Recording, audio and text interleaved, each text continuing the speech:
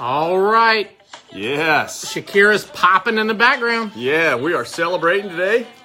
Welcome to the Real Estate Happy Hour. We're 2 days away from the big holiday. It is Tres de Mayo. Tres de Mayo. So in celebration, we've got the Dos Equis. Happy hour to all. Hope everybody's doing well. I don't always drink beer, but when I do, it's Dos Equis. That's right. That's right. Oh yeah. So that's our intro music.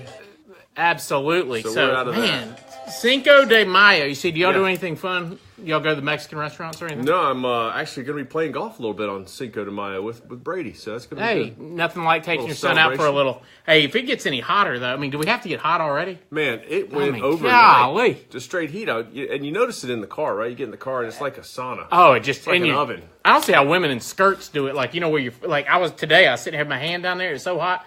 Man, if I was a woman, I'd have to have cooled seats. Here we go. I'm telling you. I'm not a woman, but I would have to if I did. All right. Well, I'm about to tune in here live. Hey, Stephanie. Hope you're doing well. Here. Kathleen, hello.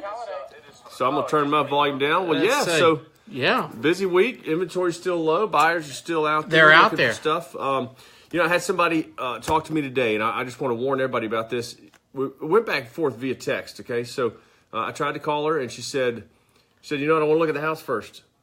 I said, that's fine, but in this market, look, you need to come with a pre-approval letter in hand when you walk in the door, because there's going to be other offers out there that are beating you out. And we don't have time after you love the house to figure things out, do we? Not in this market. No. I mean, we're seeing things turn, and the problem is you're going to be in a competitive situation right away. Every time. I mean, every time, and it's gotten worse. You know, what's really funny is these investors are wanting to hop in. And I'm like, oh, good luck, because you're wanting a deal. And you're not going to get a deal on the hot houses, So yeah, this is not. Tisa, what's happening? Yeah, this is not the market to get a huge deal in unless it is in bad shape and you've got no other. The problem is you've got too many buyers, right? There's too much competition. It's supply and demand.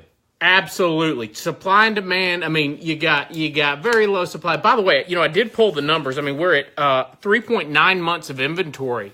3.9 months, which basically means we are in a seller's market, as you've probably we've talked about before. But remember, a 6 months of inventory equals a balanced market. And just in case you're wondering what that means, 3.9 months, it means if we had sold, it would take us 3.9 months to sell every house that's currently on the market right now. No more new ones come on. No more coming on. And so that's what that is. My mother is watching. Sarah Adams, I think we saw her Saw pop Sarah? in there. I just saw Sarah, matter of fact. She's buying a lovely house over in Vestavia, and I think you're going to help her. I'm handling her financing, and I'm handling finance for her sister. So I talked to Sarah this morning about smart girl. For her sister. Absolutely. And my mother, so I got to watch my mouth today, right? Yes. So and one of the things about actually the conversation that we had this morning was that we'll highlight some later on today, but. Just when you're looking at purchasing a home, thinking about the numbers and your timeline, how long you're going to be in the house, so a lot of those things make a difference when you're setting up the financing and really putting together the best mortgage program for your situation. Absolutely. Each one's so different. And, one thing we wanted to start with, we try to start with some local stuff going on here in the area. One thing is everybody's saying the J.D. Power trade, they rank everything. I think it's a kind of... They rank the banks. They rank a bunch of different industries. I see the same companies with J.D. Power. I don't know if it's made up or not, but... Well, it's kind of interesting. Howard Cannon, great American, should run for governor, but he won't. But he should. See Howard right there? Howard Cannon. Yeah, should run. Anyway, they came out with their top, for our region, which probably includes Tennessee, Mississippi. They came up with, in Alabama, they came up with the top banks of the most satisfied customers. Okay. Right? And one thing, let me grab my list here because it was quite interesting. Who was at the top? And a lot of it had to do with digital versus because there's a lot of folks. Almost 30% of folks right now are going straight digital with their bank. Right? They're going online only. And that's a trend we see in our business too because we used to get. I mean, people used to get bank statements in the mail. Right. And now I ask borrowers, a lot of the younger borrowers, what a bank statement is, and they don't know what to do with that. You know, Absolutely. if you do online banking, everybody's moved to paperless. It's been that way for a long time. They actually some banks actually give you a discount for paperless, and so you forget that they actually produce these things monthly that start off with the beginning balance. They have all your transaction bank history, statement. and it's Cassie, a bank hello. statement. Awesome. Well, and one thing they talked about was that the most satisfied customer of any bank was one that went to the bank 2 times in the last, I believe it was 2 or more times, but heavily used online banking. That was your most satisfied. So they visited the branch. They visited the branch, and quite frankly, that's one thing where I think I've read another article saying that they're worried about is that these banks don't understand their own customer. They want see what happens with a lot of these businesses really is they shift all the way one way, and forget that people also want to be treated, have a good in-branch experience when they do go. Man, but yeah. They said the number one failure on the digital side with these banks is communication, of communicating product and that kind of thing. We're not talking about like Wells Fargo when they just royally screwed everybody, right? You know, in terms, and we're not talking about the mortgage, we're talking about the bank. And, you know, they're not engaging with these digital customers. But here's locally, the top banks finishing first was Trustmark National Bank. I think they're out of Mississippi. PNC Bank. Okay. Regions finished 7th. Wells Fargo, how in the world they finished 8th is asinine to me, considering they stole. They're so big. I mean, it's amazing none of their folks are not local people, but the national folks should be in jail for what they did. First Tennessee Bank, BB&T at 12, Compass at 13, Bank Core South at 14, and then look at this, Bank of America, I mean, basically fell off the list, basically. I assume they must be in Tennessee. Man, you talk about a commodity. I mean, how tough would it be when all you're dealing with, and they never come into the branch, and all you're dealing with was their interface. And I know a lot of, there's Ally is one of the online banks. Yeah, good interest rates. Good interest rates Absolutely. there, even on the checking, and they pay all of your ATM fees. You can go to any ATM. See, that's beautiful. That ATM can charge you $6, $12, doesn't matter. They'll refund it. So, you know, a lot of these banks are specializing in online. They don't even have branches. So, which is crazy. It's interesting that you say the happiest ones went in to the branch. 2 times. Yeah. 2 or more times in the last 60 days or whatever, and heavily used online banking. I mean, and they're finally getting to the point where I think that everything's easier now. But yet there's that time where I have a question about my account. I love the digital, but I don't always trust what I'm looking at. Is that really what I'm seeing, or whatever it may be? Now, next, talking about one of your favorite topics, because I bet were you an Eagle Scout?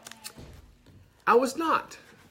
I'm shocked. He would have been kicked out, probably. I was not part of the Scouts. Josh DeJong, man, this guy is building an empire of real estate and other businesses down in Texas. So, Josh, good to see you. Very nice. He's laughing at you. Somebody. Hey, is. well, I might be, but he has a putting green. He's on top of a big skyscraper. Yeah. By our standard skyscraper.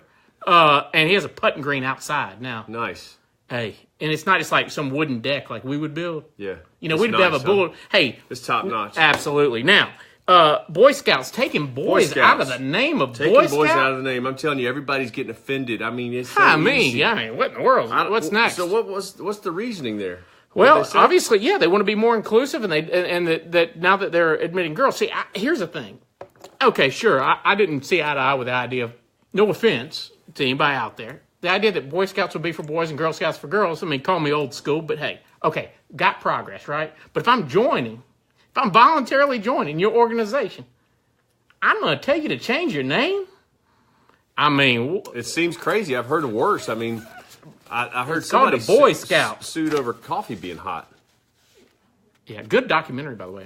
On that. But anyway, so they're now going to be BSA. Scouts BSA. But by the way, what's so dumb about this whole thing is that BSA stands for what? Boy Scouts for America.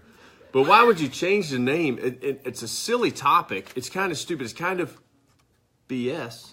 And they changed the name to Scouts BSA. I mean, that's kind of a BS. That seems like a joke. It is a BS thing now. Kind of seems like a joke to me. Well, David, let's get some real estate talk, which is why we're here. Let's do it. So we talked about the inventory, and here's what's going on. You know, we talked about the client that wants to wait. They want to look at the house. And let me tell you, that's just not working right now. And the other thing is the cost of waiting. There's a lot of people that are on the fence. They're watching what's going on. Some of them are getting frustrated with the multiple offers. Maybe they decide to rent longer. And the cost of waiting is a big deal right now. What do you mean by that? So looking at, if we look at just the average interest rate. So right now, average rates are around 4.5.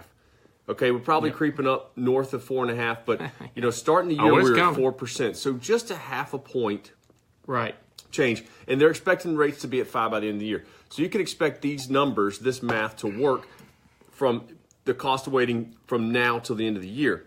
So on a $250,000 house with 20% down, so it's $200,000 loan. Sure. At 4%, that payment is $917 a month. Really? Principal and interest. Okay. Okay. Now, the at 4.5%, which is what it would be now. Okay. Now we're not even taking into account appreciation.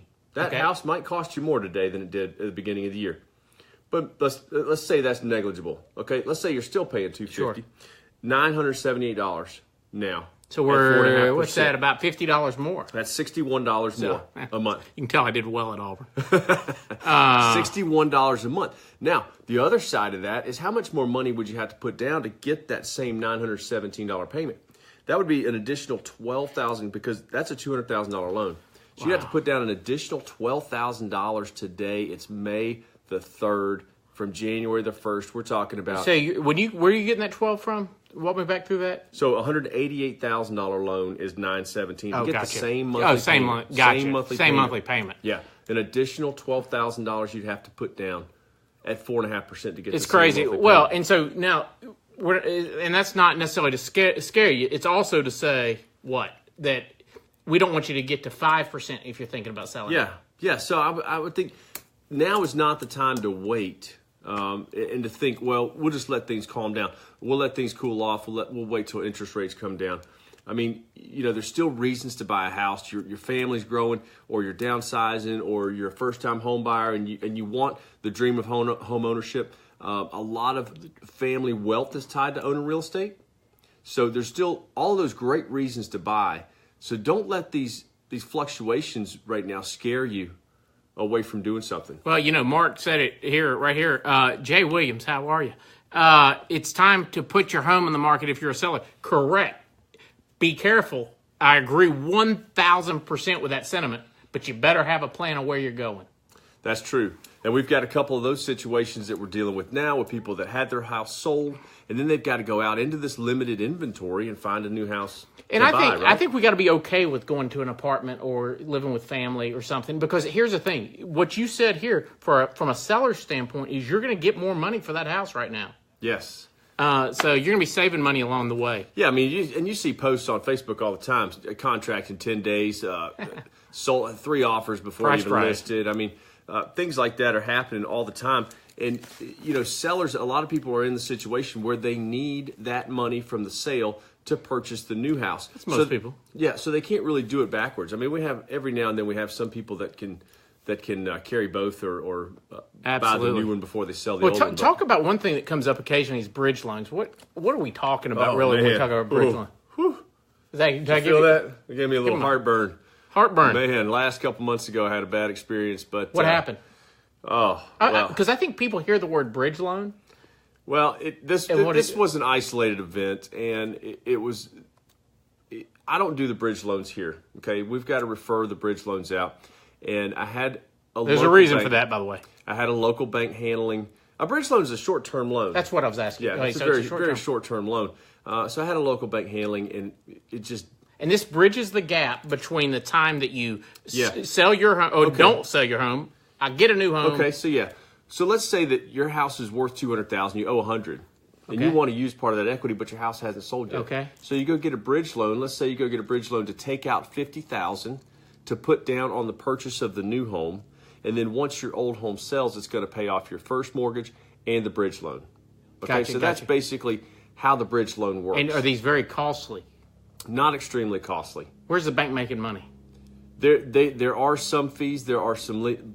I think there's like a 1% origination fee and some smaller closing costs, but they're not as the typical cost of a regular first Gotcha. mortgage. Hey, Jennifer. So they're making some money on a 6-month deal. Okay, so then what happens? What makes them not the most ideal? Well, they're fine if this one specifically just closed That's late. one of the good ones. This one just closed late. The borrower was upset. The agents were upset because it held up our purchase transaction, and the communication on this side of the bank just wasn't very good. And that's the problem, because now you have two different lenders that are on two different wavelengths. One's probably has a loan officer not making any money, right? And so we end up in a situation where it's probably not ideal. Yeah, I mean there are some benefits to this because obviously it completely changes your financing. Because let's say you're going into the new house and you've got 5% down without the bridge loan, whereas with the bridge loan you might have 20% down. I mean those are two completely different loans, right? Yeah, absolutely. So you would rather have that permanent financing set up correctly and done the way you want it. And this was why I did it, because I wanted them to be able to close on this new house and not have to fool with the financing.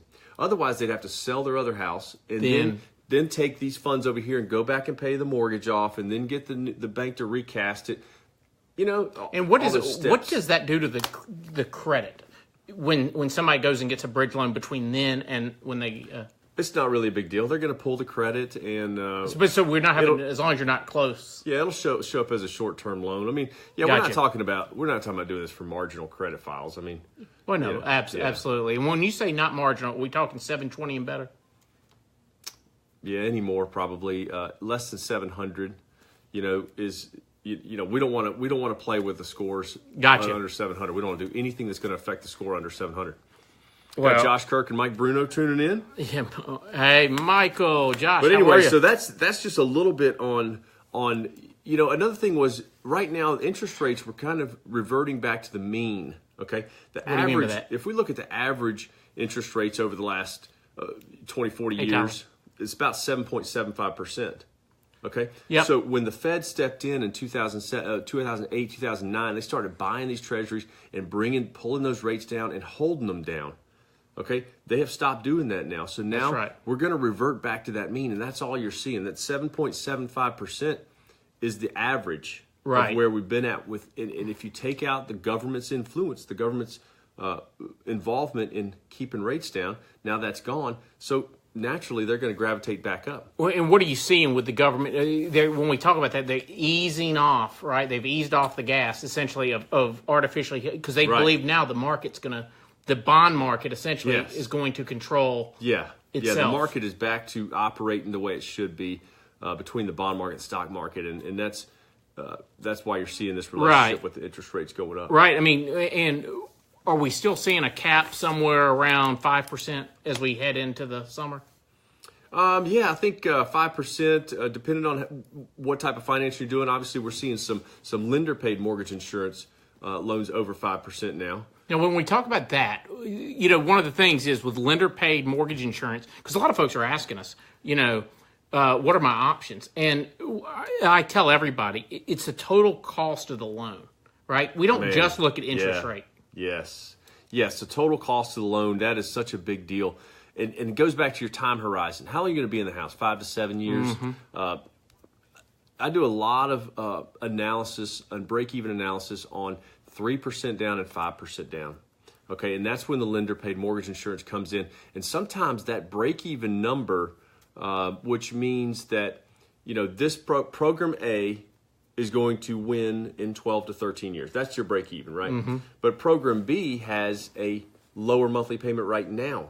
With the lender paid, usually. Right. So are you willing to wait the 12 to 13 years to break even with program A, or would you rather just take the benefits of program B right now? Because I think what's interesting to a lot of people is, hello, Alvin, is that you can have lender-paid mortgage insurance on one that's actually going to have a higher interest rate but lower payment. Right. Versus a lower interest rate. Because, see, what happens, I see a lot, is a lot of these first-time home buyers and stuff, they talk to their parent, and dad's over there just really filling them up with, it's about the interest rate. You got to get the best rate. And really, that's not true, right? It's kind of like I've always said, like, ARMs are terrible. No, they're not terrible. a lot of people say there's a use for them. There is. Right? There is. Because and those are the best rate, right? Absolute best rate. And what happens is with let's say you have a 5-year ARM at a very good interest rate. It's not truly 5 years. You know that break-even analysis you just did? Oftentimes that break-even where we start going negative to what we would have been in terms of we would have paid so much principal down in that first 5 years that the break-even's 8 years. So I think that everybody's got to look at their scenario on their own. We all come in different places. Yeah, I think a lot of people that are really worried about interest rate are just some people are scared that they're not going to get a great deal, and some people just don't know what else to ask. And I think it's important that you research the loan officer you're working with, look for online reviews, find out how long they've been in the business. I mean, you can go to NMLS and look up their work history. You can see what companies they've been with, how often they moved around. You've been with one. Yeah, I've been with one for 13 years. So you can look that stuff up online and just, you want to find somebody that you trust, somebody's going to take care of you. Absolutely. When you tell your kids that, they got to go in and pack their room up, and then something happens to closing, and then you guys are delayed. Most parents hide it from them, They don't even tell them. Right? So we want to avoid that. All right, next topic. What happens if it doesn't appraise? We have this happening, yesterday, didn't we? Yes, absolutely. It's a great question because when you got multiple offers, what do most of the offers do? Go over list price. Yeah, they're going over list price. They're going over list price. Now, in some areas, some neighborhoods, it might be tight to push that appraised value because absolutely houses are maybe similar or it's just not warranted. Yeah, and we're seeing the problem right now is, if you all remember, this is episode 12, I believe. So we go back to about episode 8. We were talking about how things are so wild, wild west out here that these people are paying so much. It's Westworld. They're paying so much that we're going to see some appraisal issues. And guess what we're seeing right now? Yeah, appraisal issues. So what happens? Absolutely. When the appraisal comes in low, obviously we got to go back and renegotiate, right? And just tell you, I had one with you yesterday. You called me. He's like, "Uh-oh, we got a little problem." Yeah. We got a little, because typically what will happen is, as long as it's not too bad, didn't happen in my case, because of course even, Mark said, are we still in season 1? But the question is, he's throwing me off here, whether or not the seller's just going to lower their price to the appraised price. 9 times out of 10, that's what's going to happen as long as we're close. In this case, guess what they said?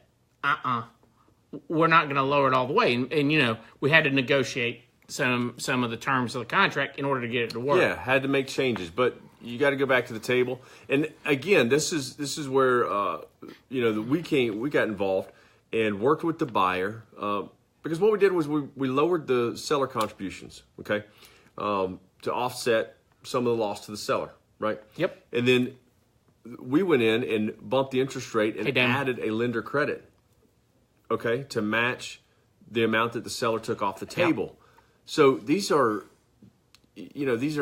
seems like easy fixes to me, but it's not. It doesn't happen every time.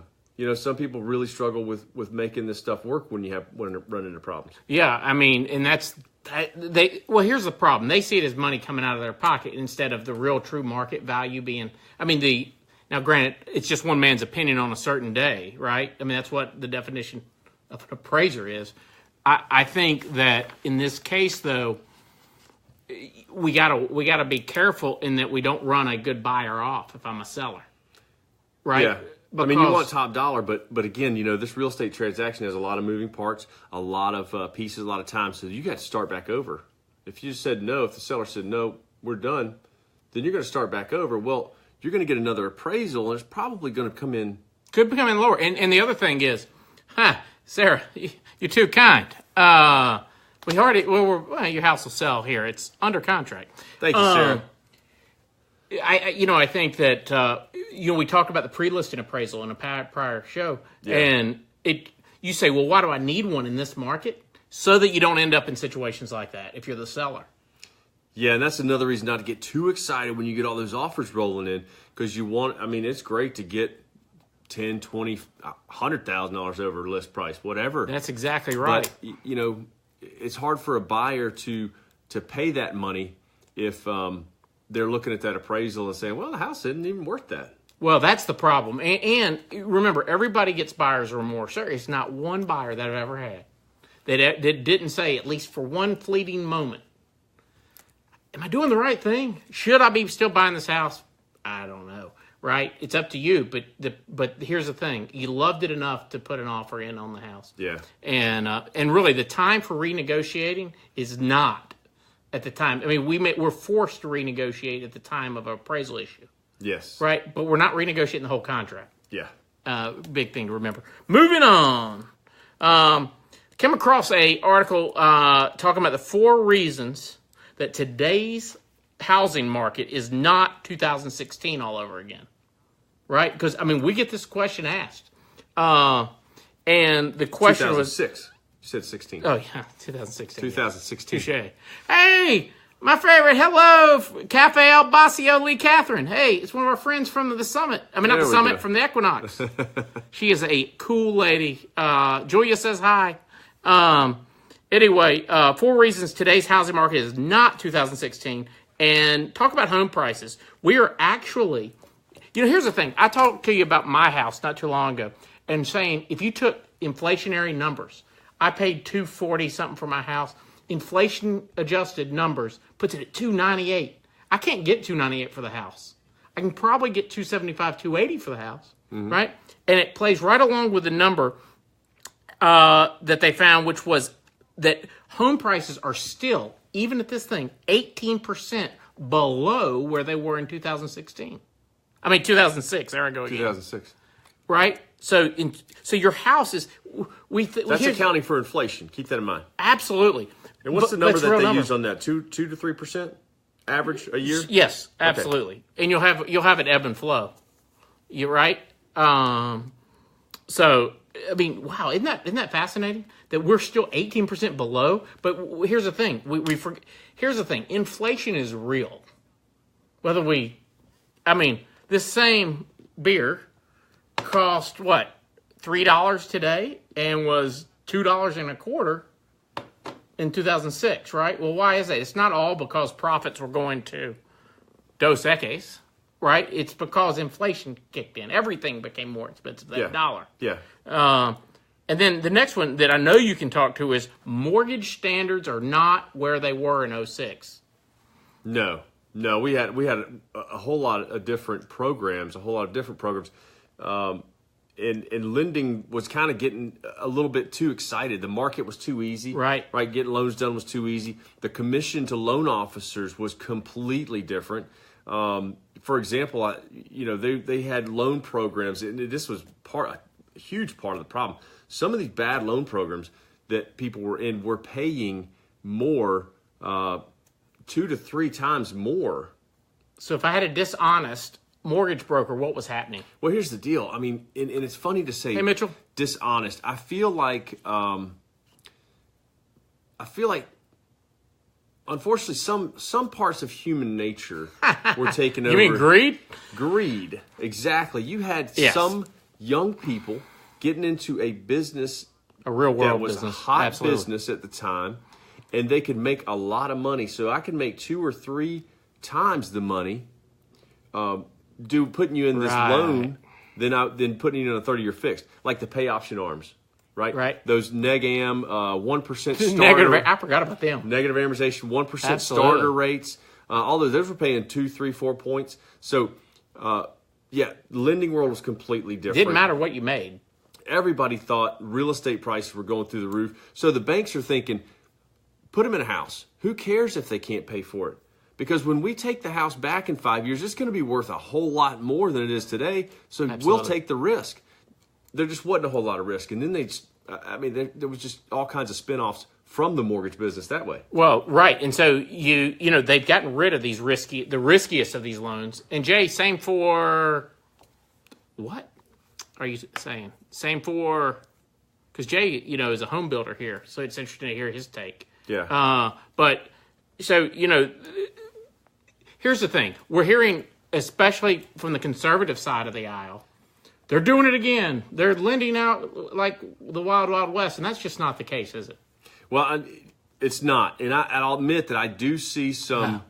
I do. He said same for real estate agents. And I guess he was referring to the greed and the hot business and people just throwing people into stuff. I think that, there are some new mortgage programs coming up. Getting in the business is good. Yeah. Okay. Yeah. So that's what he's saying. Just a flood of agents, just like the mortgage people getting in the hot business. Are they operating a real business? I think that's the key, right? Ben Chenault, who owns yours, the reason you've been with him for 10 years is he's always had a 13. 13 years, yeah. Is that he runs a real business. I mean, let's just be clear. It's a real business with real staff. Yeah, but it was very reputable and always, always done right by the client and always worried about reputation.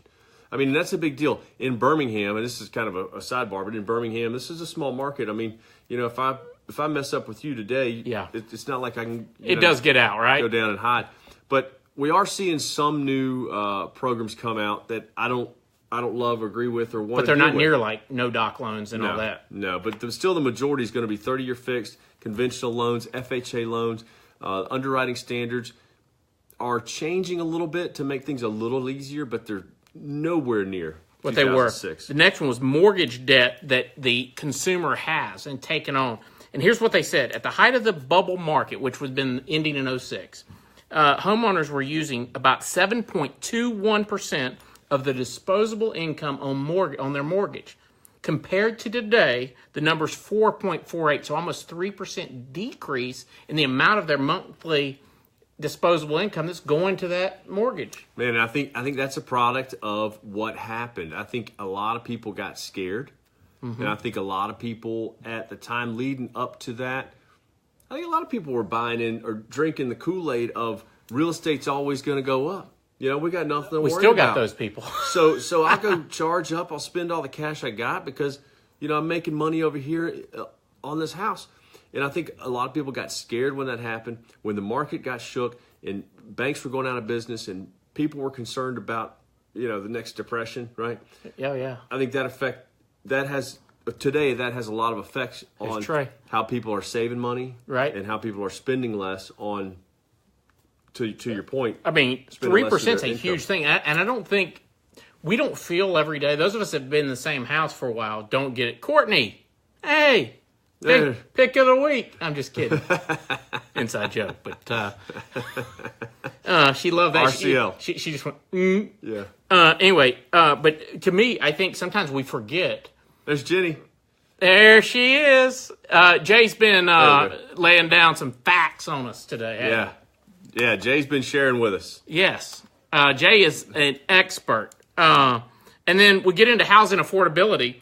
That the housing prices, according to NAR, which, I'm not so sure, how I feel about NAR. It's a liberal organization that's just awful. But anyway, their economists have said that house prices have not been more affordable since 1985. So the housing is far more affordable. You know what? That ties back to those two things go together. So you're saying up here that prices are 18% below where they were in 2006. No question. And the houses are more affordable than ever. So part of what's happened, if you'll go back and if you've been watching us at all and paying attention to us, some of the stuff that we've been talking about is the benefit, there's things in the economy. The rates have been low. Yep. Money has been pumped to the consumer. And some people have been saving some money. So both of those things kind of go together, that houses are more affordable for that reason. And what's really interesting? I'd love to see these same numbers separated between the sexes in terms of, because I think what I really saw. Collier always goes. I'm not bringing it back to sex. I'm bringing it out to the sex of the person, which means I saw women really say, we're not going to do this again a lot sooner than I saw men, because we're consumers of junk, right? Naturally. I mean, that's. I think it all ties back to Lieutenant Jesse Adams. There he is. Woo! Thank you, Jesse. But I think it all ties back to the economy. I think it ties back to absolutely coming out of those problems and you know, I'm not touting the government or what they did, but I think that we did make some moves to correct the situation, and the economy is back moving the way it should be. And I think all of those points go to that. I've been saying it because I noticed it earlier last year, and I remember I came to you and I said, hey, there's some stat in here regarding inflationary numbers that we need to share with people, because I think it's something that we don't think about, because we get, and I'm not trying to be a downer, but we think, like my house example, it's worth $298 now in 2006 dollars. But that's irrelevant to what I could get in the open market for it, right? So, in essence, I have lost money, in essence, in the time I've lived there, but I've gotten to live there and that sort of thing. But I've probably made money in 401k, in other ways, to balance this back out. And I think there's been more cash flow. Hopefully there's been more savings. There has been appreciation in the stock market, any investments that you got in there. So definitely all of those benefits are spinning off. Absolutely. And by the way, I'll go ahead and give you my stock pick of the week. Are you listening? Here we go. WWE blew past earnings today. WWE for those that don't know. World Wrestling Entertainment. World Wrestling Entertainment. World Wrestling. I've been on them since December, up 30% on the year, but blew earnings. But if you're gonna load the boat, it would help me for you to get RCL. Look up what it is. It's Royal Caribbean. It's hammered. So load the boat. It is a cruise line. Woo! Ship it all in there. Look, solid earnings, great company, pays a dividend. Man, can't beat it. All right. Well, guys, we appreciate you joining absolutely. in. And Jay, we appreciate your comments. Build Tech LLC. A beautiful week. Enjoy Cinco de Mayo. Jesse, make sure she treats you good, Jesse. Don't let her take advantage of it. But the rain has moved out. Just a little bit of rain on Saturday. Not near as much as they thought, so it should be beautiful and hot this weekend. So you guys have a great time. All right. We'll see you same time, same place next week. Talk to you soon. Bye-bye.